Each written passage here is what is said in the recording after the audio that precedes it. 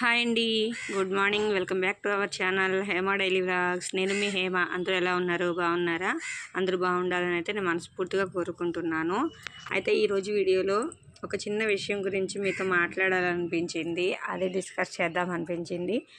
అదేంటంటే అసలు నిజంగా మనకి ఇది లేదు, అది లేదు, అది ఉంటే బాగుండు, ఇది ఉంటే బాగుండు, ఇంకొంచెం డబ్బులు ఉంటే బాగుండు, అవసరానికి మించి హ్యాపీగా ఉండొచ్చు అని అయితే అనుకుంటాం కదా. ఇలా ఎంతమంది అనుకుంటారు మీలో? నాకు అనిపిస్తుంటుంది. ఇది కాదు, నాతో పాటే మీకు ఎంతమందికి అనిపిస్తుంది అనే ఆలోచన వచ్చిందనమాట. కానీ మనకి ఉన్న దానిలో ఆశ అనేది పోదనమాట. ఇంకొంచెం ఉంటే ఇంకొంచెం ఉంటే ఇంకొంచెం అని అనిపిస్తుంది. కానీ అసలు అప్పుడు ఇంకా మనం ప్రశాంతంగా ఉండలేము. నన్ను అడిగితే అసలు ఏమీ లేకుండా ఉంటేనే ప్రశాంతంగా ఉంటాము అని అయితే నాకు అనిపిస్తుంది అనమాట. ఎందుకంటే ఇక మనకు రాదు, ఇక మనకు ఉండదు అని కన్ఫామ్గా తెలిసిపోయినప్పుడు మన మైండ్ ఆటోమేటిక్గా ఉన్నంతలోనే హ్యాపీగా ఉండాలి అని ఫిక్స్ అయిపోతుంది.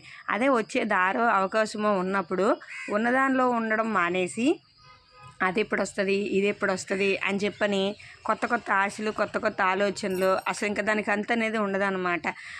ఏది ఎంత చేసినా అసలు చాలు అని మనము అనము అని చెప్పని అంటారు కదా. అన్నదానం ఒక్కటే, ఏ దానం చేసినా మనకి తృప్తి కలగదు, అన్నదానం ఒక్కటే తృప్తి కలుగుతుంది అని అనుకుంటారు కదా. నాకు తెలిసి అన్నదానానికి కూడా తృప్తి ఉండదన్నమాట.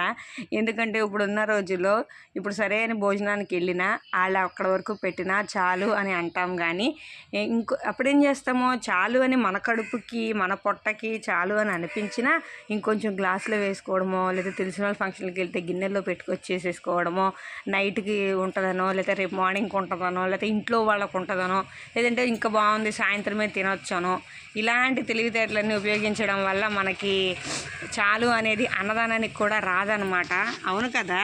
అంతే కదా. ఇప్పుడు తెచ్చుకున్నాం అనుకోండి, ఏమైనా ఫంక్షన్ అవుతుంటే ఈవినింగ్ వంట పని లేదు, ఇంట్లో వాళ్ళు తినేస్తారు, నాకు ఆకలి లేదని అనిపిస్తుంది. అదే రేపు ఉందనుకోండి, అవును తీసుకొచ్చినా పోయేది వేస్ట్గా అందరు తీసుకెళ్ళిపోయారు అని చెప్పని ఏదో ఒక చిన్న ఆలోచన రాకుండా పోదు. కాబట్టి అన్నదానానికి కూడా మితం అనేది లేదనమాట, తృప్తి అనేది లేదు మనకి. దానికి సంబంధించి ఒక చిన్న కథ అయితే నేను చదివాను, ఇంతకుముందు చెప్పాను లేదో కూడా గుర్తులేదు బాబా వీడియోస్లో. ఇప్పుడు మామూలుగా ఒకసారి చెప్పాలనిపించింది అనమాట. ఒక అడవిలో ఒక ముని తపస్సు చేసుకుంటూ ఉంటాడనమాట. అయితే ఒక అతను కట్టెలు అమ్ముకుంటూ జీవించే వ్యక్తి రోజు అడవికి వెళ్ళి స్వామికి నమస్కరించి అడవిలో ఉన్న కట్టెలు అనేవి కొట్టుకుని ఊళ్ళోకి తెచ్చి అమ్ముకుంటూ జీవితాన్ని గడిపేవాడు అనమాట. ఒకరోజు ఆ మునికి అతనిపై జాలి కలిగి కొంచెం లోపలికి వెళ్ళయ్యా, అడవి లోపలికి వెళ్ళు, నీకు కొంచెం మంచి గంధపు చెట్లు కనపడతాయి, అవి రేట్ ఎక్కువ వస్తాయి కదా, అవి తెచ్చుకుని అమ్ముకుని ధనవంతుడు అవుతావు అని చెప్పని చెప్తాడనమాట. అతను తనకు దొరికేంత అదృష్టం అని చెప్పని అనుకుని అలా వెళ్ళి తెచ్చుకుని కుటుంబాన్ని సాగిస్తూ ఉంటాడనమాట. అతనికి వెళ్ళి అడవిలోకి వెళ్ళినప్పుడల్లా మునికి నమస్కరించి తెచ్చుకుని అమ్ముకుంటూ జీవితాన్ని సాగించి కొంచెం ఎక్కువ ఖర్చులకు అలవాటు పడిపోతాడనమాట. కానీ అతని ముఖంలో కొంచెం నిరుత్సాహం అనేది ఇంకా ఉంటుందన్నమాట. అయితే అది గమనించి ఇతని ఖర్చులు ఇంకా సరిపోలేదేమో అని చెప్పని ముని మళ్ళీ ఇంకొంచెం లోపలికి వెళ్ళిన ఆయన అడవిలో ఇంకా విలువైనవి దొరుకుతాయని చెప్తాడు. ఈసారి బంగారం అలా దొరుకుతూ ఉంటాయన్నమాట. అతను ఇంకా ధనవంతుడిగా మారిపోతాడు. ఇంకా ఈ స్థితి మామూలుగా అనిపించేస్తుంది అతనికి, మళ్ళీ మామూలు అయిపోతుంది. ఇప్పుడు ఏదైనా వచ్చిన కొత్తలోనే అంటాము, తర్వాత అలవాటు పడిపోయామంటే మనకు తెలియకుండా కొంత ఇదనేది గర్వంలాగా కానీ, బిహేవియర్లో మార్పు కానీ, మనసులో ఆలోచనలో మార్పు కానీ కంపల్సరీగా వస్తుంది అనమాట. అలాగే ఉండేవాడు అనమాట. అయితే ఇదేంటి ఇంకా ఇతను ఇలాగే ఉన్నాడు అని చెప్పని మళ్ళీ ఇంకొకసారి ఇంకా అడవి ఇంకొంచెం లోపలికి వెళ్ళిన ఆయన వజ్రాల వైడూర్యాలు లభిస్తాయి, అవి తెచ్చి అమ్ముకో, ఇంకా నీ కుటుంబ సభ్యులు అందరూ మంచిగా బతకడానికి, నీకు ఇలాంటి నిరుత్సాహం అనేది ఉండకుండా ఉండడానికి చాలా బాగుంటుంది అని చెప్పని చెప్తాడనమాట. అలాగే వెళ్ళి అతను ఆ వజ్రాలు అవి తీసుకుని వచ్చి తన జీవితాన్ని గడుపుతూ ఉంటాడనమాట. అయితే మంది మార్బలం, ఆ సేవకులు, పనివాళ్ళు, ఇంట్లో చుట్టాలు గిట్టాలు అందరూ ధనధాన్యాలు అన్నీ సమృద్ధిగా ఉంటాయన్నమాట, దేనికి లోటు ఉండదన్నమాట.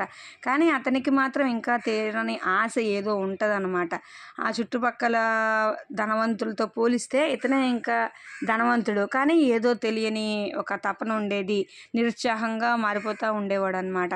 అయితే కొన్నాళ్ళకి కట్లు కొట్టడం మానేశాడు. అలా దిగులుగా ఉండిపోతూ ఉండేవాడు అనమాట. ఏ పని లేకుండా అన్నీ ఉన్నాయి కదా, ఇంకా పని చేయాల్సిన పని కూడా లేదు కదా. అందుకని అలా ఉండడం వల్ల కొన్నాళ్ళకి అతనికి అడవిలో ఉన్న ముని గుర్తుకు వస్తాడు గమాలని అకస్మాత్తుగా. అయితే సరే వెళ్ళి ముని దగ్గరికి వెళదాము, నా ఈ పరిస్థితికి కారణం ఏంటో, అన్నీ ఉన్నా కూడా ఇలా ఉన్నాను ఏంటి అని చెప్పని అడుగుదామని చెప్పని వెళ్తాడనమాట. అక్కడికి వెళ్ళినప్పటికీ ముని అలాగే తపస్సు చేసుకుంటూనే ఉంటారనమాట. అప్పటి నుంచి కూడా ఎలాంటి మార్పు లేకుండా. అయితే అతని ముఖం ప్రశాంతంగా చక్కగా ఉంటుంది, ఎలాంటి ఇబ్బందులకి లోటుకాడనమాట. ఏ సౌకర్యాలు ఉండవు కదా అతనికి. ఓన్లీ ఫ్రూట్స్, పళ్ళు మాత్రమే దొరుకుతాయి, నీళ్లు దొరుకుతాయి, వాటి వరకే ఉంటాయి కానీ అంతకు మించి ఉండవు. ఇతనికి అన్నీ ఉన్నాయి కదా.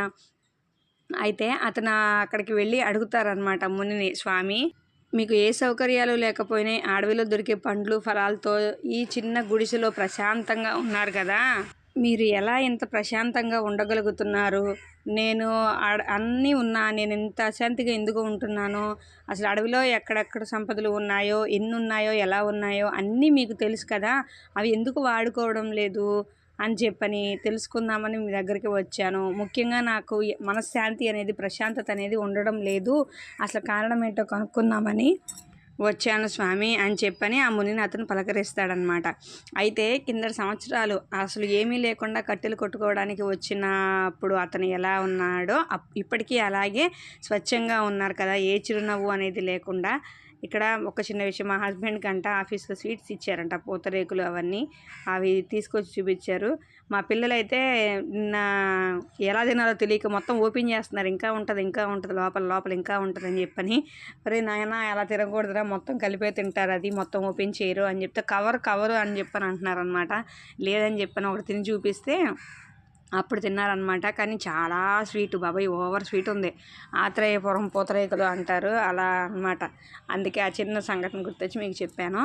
అయితే ఇంకా ముని అంటారనమాట, నువ్వు మీ చిరునవ్వు ఇలాగే ఉన్నది, ఎందుకు ఆశ్చర్యం కలిగిస్తుందని చెప్పని అడిగితే, అడవిలో నిక్షేపాలు ఉన్నాయని చెప్పని నాకు అన్నీ తెలుసు, కానీ మనము సర్వ సంపదలను సుఖాలను అనుభవించినా కూడా మనశ్శాంతిగా ఉన్నావా నీవు అని చెప్పని అడుగుతారు ముందు.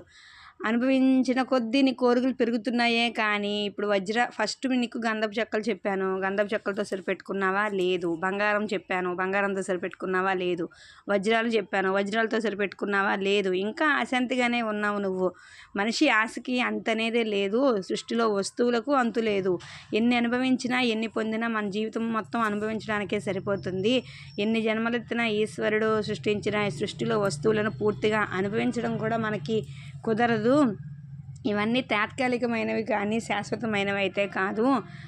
అవి అప్పటి వరకే ఆనందాన్ని ఇస్తాయి, మనం ఎప్పుడు కోరుకుంటామో అప్పుడు అందుతాయి, అప్పటి వరకే ఆనందిస్తాయి, కానీ ఇంకా వేరుగా ఏమీ ఉండదు వాటి వల్ల. ఈ శరీర అవసరాలకు కోరికలు అనవసరంగా ప్రయాసపడకూడదు, అవన్నీ శాశ్వతమైనవి కాదు. శాశ్వతమైనది ఏంటి అనేది మనం తెలుసుకోవాలి, దాని గురించి మనం పోరాడాలి, మనము తెలుసుకుని దానికోసం వెళ్ళాలి. కోరికలను శాంతపరచడం అనేది మనకంత మంచి విషయం కాదు, జరిగే విషయము కూడా కాదు. ఇంకా మన మనసు, మన కోరికలు అనేవి పెరుగుతూనే ఉంటాయి, వాటికి మనము బలైపోవడం తప్ప ఉపయోగం ఏమీ లేదు. నువ్వు ఏ రోజైతే కట్టెలు కొట్టుకోవడానికి వచ్చావో ఆ రోజు ఉన్నంత ప్రశాంతత నీకు ఇప్పుడు ఉన్నదా? ఆ రోజు ఏ రోజుకి ఆ రోజు కట్టెలు తీసుకుని వెళ్ళి అమ్మి నీ కుటుంబాన్ని పోషించుకునేవాడివి. నీ కష్టాలు తీరడానికి అని చెప్పి నేను చిన్న మార్గం చెప్తే నువ్వు దాన్ని ఇంకా ఇంకా ఆశ పెంచుకుని ఇంకా మనశ్శాంతి లేకుండా అనేది చేసుకున్నావు కదా. అలాగే ఉంటాయి మనుషుల ప్రవర్తన అనేది కూడా. దేనికి ఆశ పడకూడదు. ఆశపడిన దానితో ఒకవేళ మనకు భగవంతుడు ఇచ్చిన వరం అనుకుని అక్కడితో తృప్తి పడాలి, కానీ ఇంకా ఎక్కువ ఆశ అనేది పడకూడదు. అప్పుడు మనిషికి మనశ్శాంతి అనేది పోతుంది. అందుకే ఇలాంటి భౌతికమైన విషయాలకు మేము తగులుకోము అని చెప్పారన్నమాట. అప్పుడు అతనికి అర్థమైంది, నాలో ఉన్న ఆశే నాకు ఇలా ప్రశాంతత అనేది లేకుండా చేసింది, దిగులు అనేది పెందిగేలా చేసింది అని చెప్పని అర్థమవుతుంది. అలాగే మనకు కూడా మనకి ఇప్పుడు అన్నీ ఉంటే ఇంట్లో ఏమీ తెలియదు. ఇప్పుడు మనమైనా సరే ఏదైనా లేకపోతే దాని విలువ తెలుస్తుంది అని అంటారు కదా. ఇప్పుడు మనకి ఏదైనా సరే ఇంట్లో ఉంటే తెలియదు, ఇష్టారాజ్యంగా వాడేస్తాం. లేకపోతే ఎంత వాడాలో ఎలా వాడాలో చూసుకుని వాడి పొదుపుగా వాడతాం అన్నమాట. అలాగే మనకి ఉందని ఇది అవ్వకూడదు, లేదని బాధపడకూడదు. ఉన్నదాన్నే ఇంకొక 4 రోజులు సరిపెట్టుకునేలాగా అలవాటు చేసుకోవడం అయితే చాలా మంచి అలవాటు కూడా అన్నమాట. అది ముఖ్యంగా మన ఇంట్లో ఆడవారికి ఎక్కువ మందికి తెలిసే ఉంటుంది, అలవాటు అయ్యే ఉంటుందన్నమాట ఆ విధానం అనేది. అలా మనకి దేనికి తృప్తి అనేది ఉండదు అని చెప్పనేసి అయితే మనకున్న కష్టాల గురించి మనం బాధపడతాం కదా. మనకు భగవంతుడు ఇస్తే మనం ఇలాగే చేస్తామని చెప్పని ఆయన ఇవ్వడు అనమాట. మనం ఎప్పుడైతే మంచిగా మారతామో, ఆశపడకుండా ఉంటామో అప్పుడు మనకు అన్నీ వస్తాయి అనేది ఈ రోజుటి వీడియో అనమాట. వీడియో నచ్చితే లైక్ చేయండి. నేను స్కూల్కి వెళ్ళిపోతున్నాను, మళ్ళీ వీడియోలో కలుద్దాం. అంతవరకు బాయ్ బాయ్.